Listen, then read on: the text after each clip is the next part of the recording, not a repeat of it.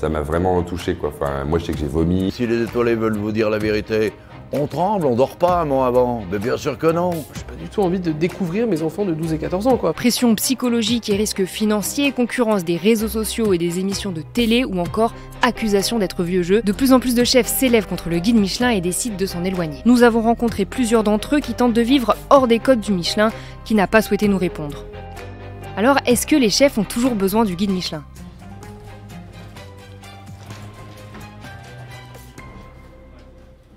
Ce sont les Oscars du monde de la cuisine. Le prix Michelin du chef mentor 2024 est attribué à un certain Yannick Aleno.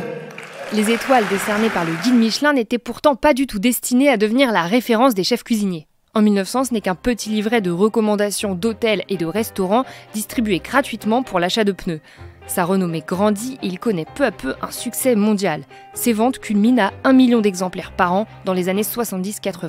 Ces fameuses étoiles Michelin vont être décernées ce lundi 31 mars et récompenser des centaines de chefs. Comme chaque année, derrière le prestige, c'est le monde de la gastronomie française qui se demande à quelle sauce il va être mangé.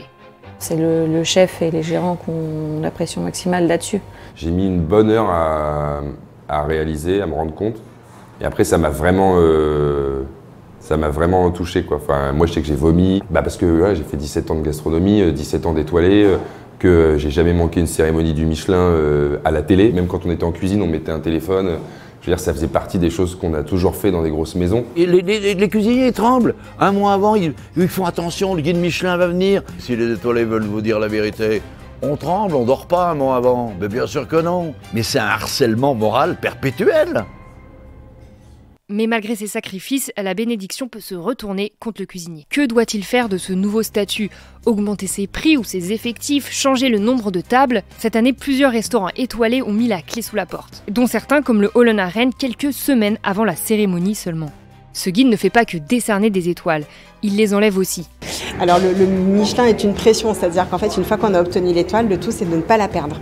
Parce que si elle est perdue, on se retrouve avec une baisse de chiffre d'affaires qui est colossale et qui peut aller jusqu'à moins 30%. Et pour toutes ces raisons, certains chefs décident de tourner le dos aux étoiles. Chloé Charles a fait ses armes plusieurs années dans des restaurants étoilés, mais elle a choisi de travailler hors des codes, dans un établissement qui, aujourd'hui, ne pourrait pas recevoir d'étoiles. Le guide Michelin n'est pas du tout prêt à avoir des restauratrices comme moi avec un modèle un peu bizarre. Enfin, les étoiles m'ont jamais passionné. En fait, je me suis assez vite rendu compte que c'était pas parce qu'on avait une étoile qu'on faisait la meilleure cuisine et qu'on travaillait avec les meilleurs produits.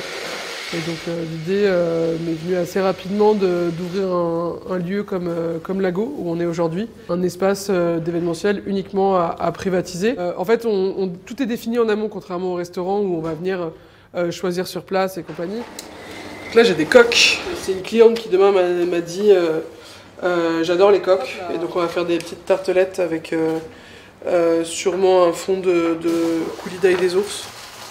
Ça, pour le coup, c'est vrai que c'est très calqué sur les services d'un étoilé Michelin. C'est-à-dire qu'aller comprendre exactement qui est son client, ce qu'il veut et qu'est-ce qu'il vient chercher comme style d'événement. Certains chefs de cette nouvelle génération ont pris le parti de ne pas chercher d'étoiles en trouvant d'autres alternatives pour se faire connaître. J'ai eu la chance de pouvoir le faire je pense principalement grâce à ma participation à Top Chef. Ça a fait complètement décoller mon activité, ça c'est sûr et certain. Et c'est sûr et certain que c'est dû à Top Chef. Même sans l'exposition d'une émission comme Top Chef, ils ont tous un outil extrêmement puissant à portée de main. La révolution de l'échange de la clientèle, c'est ça. Effectivement, il est sur le Michelin et sur Internet. Mais regarde surtout les avis sur Google. Ils sont beaucoup plus forts que le Michelin. Mais c'est une révolution. Instagram, c'est vraiment la clé de voûte pour un restaurant. C'est-à-dire que, notamment par rapport à la clientèle étrangère, les touristes aiment bien aller regarder sur Instagram la vitrine en fait d'un restaurant. Vous pouvez communiquer en direct et vous n'êtes pas dépendant uniquement des journalistes comme on l'était il y a 20 ans. Mais les réseaux posent une nouvelle grosse difficulté. C'est pareil, il faut trouver le temps de faire les réseaux sociaux. Donc typiquement, Qui s'en occupe? En ce moment, c'est notre plongeur qui règle pas mal qui règle ça sur son temps libre. Je suis très mauvaise avec les réseaux sociaux, même si ils font clairement partie des codes. C'est vraiment un métier à part entière. Parmi les 680 tables qui sont distinguées d'une, 2 ou 3 étoiles Michelin, 380 travaillent avec nous, nous confient leur communication. On a la sensation que le guide Michelin est ringard et il nous suffit d'avoir un compte Instagram pour remplir les établissements. Bon, pourquoi pas, hein, si j'ai 100 000 ou 1 million de followers, je peux évidemment remplir des tables de restaurants, voire vendre des poêles ou des louches, quoi. Hein. Mais Instagram, finalement, c'est un espace de visibilité, c'est pas un label de qualité. Pour coller à ces valeurs, Chloé Charles marraine le label Écotable qui valorise les restaurants soucieux de leur impact écologique. Enfin, je suis très engagée depuis très longtemps. En fait, typiquement, ça c'est un poisson qui est pas tellement valorisé alors que c'est un super poisson. Il y a beaucoup de gens qui savent pas forcément le cuisiner et qui trouvent ça trop caoutchouteux. Nous, en fait, on va le servir cru. Et en fait, avec les arêtes, on fait des super sauces. La majorité des personnes, elles mangent principalement du cabillaud, du saumon, alors qu'il y a plein d'autres poissons qui sont délicieux et qui sont carrément abordables. Le Michelin, il devrait complètement suivre. Alors, ils ont mis en place l'étoile verte, mais contrairement au label Écotable, en fait, il n'y a aucune vérification. Les tenants et les aboutissants de l'obtention de cette étoile, ils sont complètement opaques. Dans une époque où le greenwashing prend une place monstrueuse, pour le coup, je trouve que l'étoile verte devrait être sujette à des critères drastiques.